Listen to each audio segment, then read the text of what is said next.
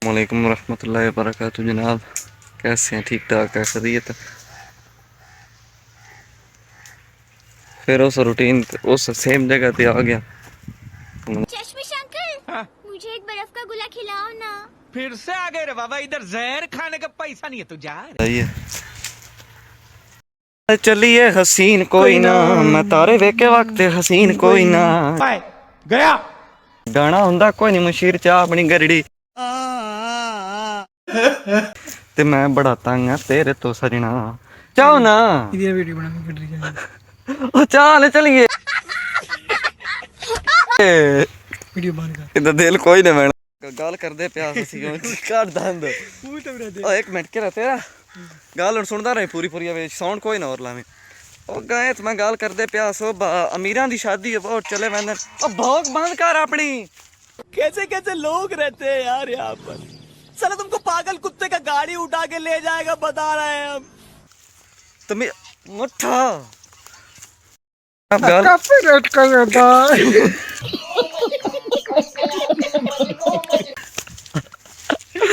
यार मकसद है बा पिछले जब मैं गल की आई बा अमीरां दी शादी होवे तो ओ ठोरो मारो मुझे मारो मारो जल्ला हो गया। अमीरां दी शादी होवे ठोर वंदा नहीं मूंता मरी मुंडेगी लाहौर कोद उन्हां दे पट्ठियां विच तन अगली बारी भी समझाया बने ने पुत्रा काम तेरा कोई नहीं बनी टुरिया कर काम एक बने ने पुत्रा ने तेरा मैं नहीं वेद देने पिया इसका टोटे खड़े मां गल जनाब पूरी सुन मैनी भोग बंद करना। हेलो ओ नहीं मूंह तो टोर वने साडे जेड़े पंजाबी असी शादी जिस टाइम करदे हैं असी किदा वन्ने भला पहली दार चलो ब्योदा शोदा हो गया वलीमा शलीमा खादा बड़ी रिस्पेक्ट दूजे दाड़े फोन काट मार देन साईं टेंट वाले। हेलो चार डोंगे दो अपने चमचे सुटदे पनो लाओ ओ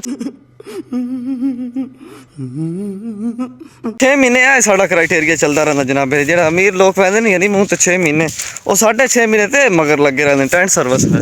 ये समझ आइए इस मारे सारे आगा गुजारो शाह टेंट सर्विस वाले आगा अपने डोंगे शोंगे जेड़े नहीं थालियां प्लेटां पूरियां रखियां चलो अल्लाह पाक खैर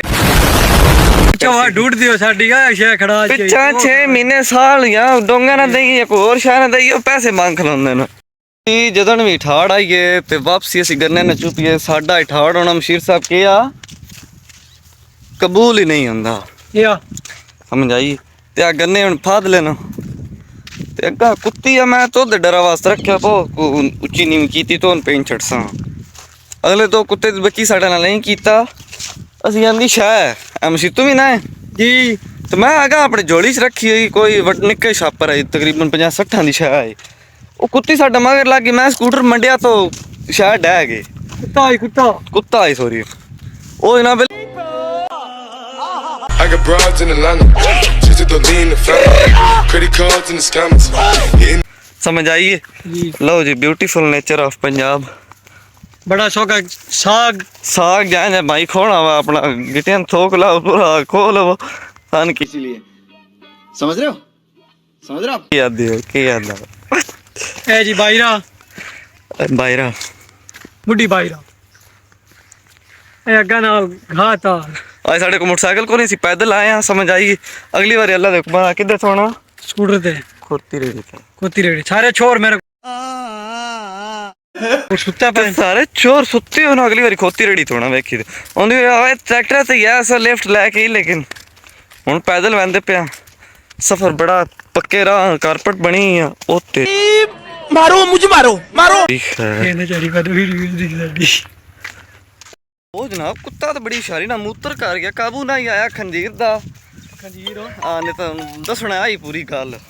समझ आइए ते हो अल्लाह पाक खैर करे जनाब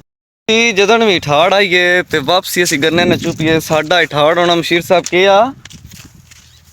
कबूल ही नहीं होंदा या समझ आई ते आ गन्ने हुन फाद लेना ते अग्गा कुत्ती मैं तो डरा वास्ते रखी खत्म बाय बाय टाटा गुड उच्ची नीवी कीती तो पेन छड़सा अगले दो कुत्ते बच्ची साडे नाल नहीं कीता असी आंदी शाह मशीर तू भी ना है जी ਤੇ ਮੈਂ ਆਗਾ ਆਪਣੇ ਝੋਲੀ 'ਚ ਰੱਖੀ ਹੋਈ ਕੋਈ ਨਿੱਕੇ ਛਾਪਰ ਆਈ ਤਕਰੀਬਨ 50-60 ਦੀ ਸ਼ਾਹ ਆਈ ਉਹ ਕੁੱਤੀ ਸਾਡਾ ਮਗਰ ਲੱਗ ਗਈ ਮੈਂ ਸਕੂਟਰ ਮੰਡਿਆ ਤੋਂ ਸ਼ਾਹ ਡਹਿ ਗਏ ਕੁੱਤਾ ਕੁੱਤਾ ਆਈ ਸੋਰੀ ਉਹ ਜਨਾਬ